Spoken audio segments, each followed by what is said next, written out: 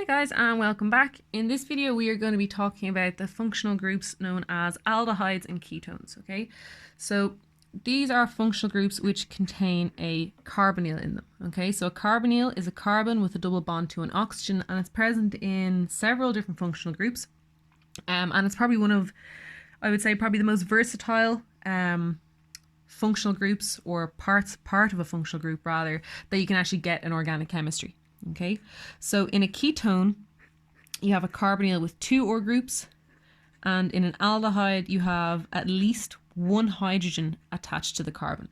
Okay, so in terms of what the molecular orbitals look like, so before we went into the detail of what alkenes look like, and it's basically the exact same. Okay, so if you compare it to a carbonyl, and you have your 2 OR groups here, instead of this carbon with 2 hydrogens, you have this oxygen with 2 lone pairs. Okay, so these things here just represent the lone pairs. So in terms of what the orbitals look like, so because there's a double bond, it's sp2 hybridized, because you need 1 p orbital left over to make your pi bond. So your oxygen has an sp2 orbital, and so does your carbon, and they overlap to form your sigma bond. And then in the other 2 sp2 orbitals of your oxygen are your 2 lone pairs. Okay, so these are your sp2 orbitals. And then what you have, so then you have your 2 other bonds on that carbon, and then you have your 2 p orbitals, which stick up and down, above and below the molecule. And then again, despite looking really far away, these overlap to form your side-on overlap, your pi bond. Okay, so similar to alkenes, a carbonyl doesn't rotate. However, in this case, it doesn't really matter because of the fact that you've only just got lone pairs. You haven't got substitution at all. Okay, so just to bear in mind that it doesn't actually rotate. Other properties of aldehydes and ketones and other carbonyl containing molecules that are exceptionally important is that they are polar. Okay, so as I've said before, if you have your functional group, whether it be an aldehyde or a ketone, your oxygen is more electronegative, so it's slightly negatively charged, and your carbon is slightly positively charged, and that's because the 2 pairs of electrons in this carbon-oxygen double bond are pulled towards the oxygen. Okay, so that means it's polar.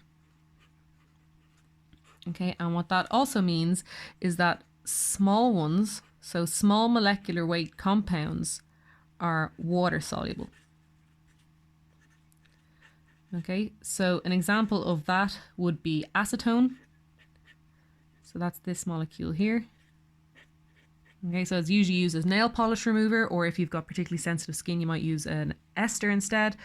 But this is soluble in water. So if you mix acetone or nail polish remover with water, you'll just get one big solution. You won't have 2 layers in your glass. Okay. Another really important part of the fact that it's polar is that it is electrophilic.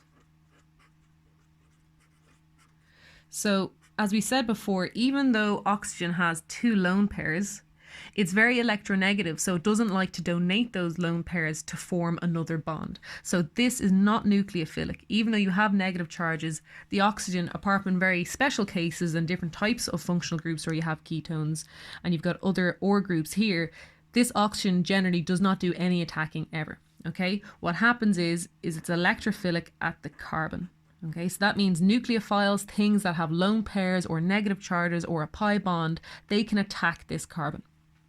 Okay, so the general mechanism for that would be whether you have an aldehyde or ketone, it doesn't really make too much of a difference. Okay, you would have molecule A, B. Okay, so it doesn't really matter what it is, but what will happen is A will add to your oxygen after B adds to the carbon.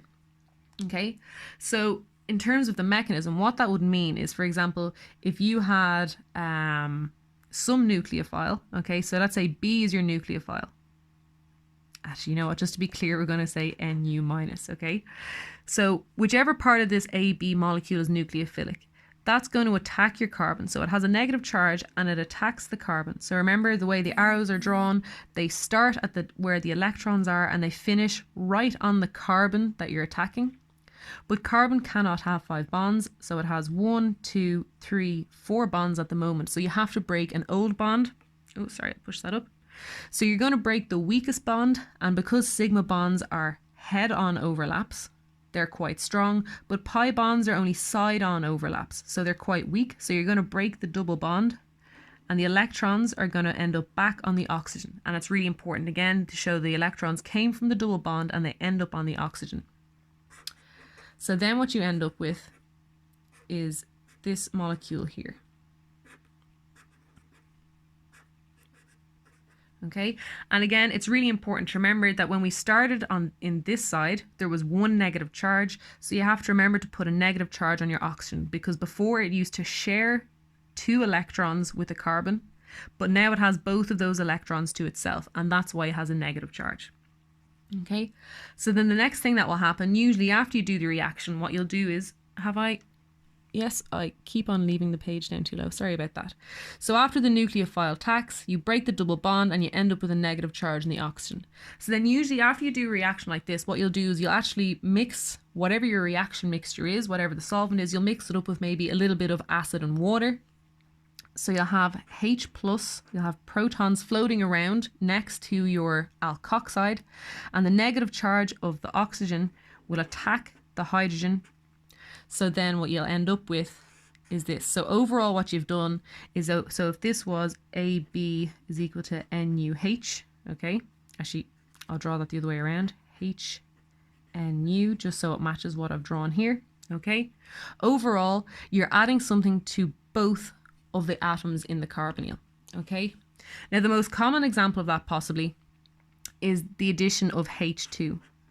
Okay, so if you have either an aldehyde or a ketone and you add hydrogen gas, and again, as we've seen with the alkenes, hydrogen doesn't really want to add one atom at a time, so you're going to use a catalyst like nickel or palladium, okay?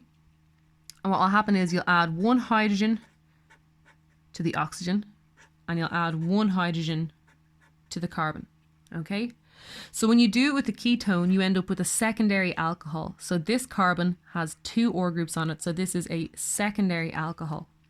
Whereas when you do this to an aldehyde, using the same conditions, so H2 and nickel, you end up with a primary alcohol, okay? Because there's only 1 OR group attached to the carbon of your hydroxy group. Okay, so this is known as a reduction. Okay, so the next video is actually going to be just on oxidation and reduction. How do you go from alcohols to ketones, or ketones down to alcohols? How do you get carboxylic acids, and etc. And it's a really, really important thing in organic chemistry, being able to move through oxidation states. So that's really all you need to know about aldehydes and ketones, okay?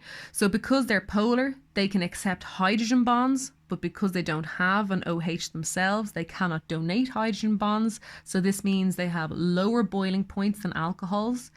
Because they're polar, if they're small, they're water soluble, and the most common reactions that ketones and aldehydes undergo are nucleophilic attack, okay? So the carbon gets attacked by a nucleophile, you break your double bond, and then your oxygen most commonly will pick up something like a proton, okay? So if you found this video useful, or you found any of my videos useful, please do check out the GoFundMe page, as all these videos are being made to try and raise money for Cystic Fibrosis Ireland. And the more money I receive in terms of donations, the more videos that I am going to try and make before your exam on the 13th of November. So please do check that out, and I will see you next time.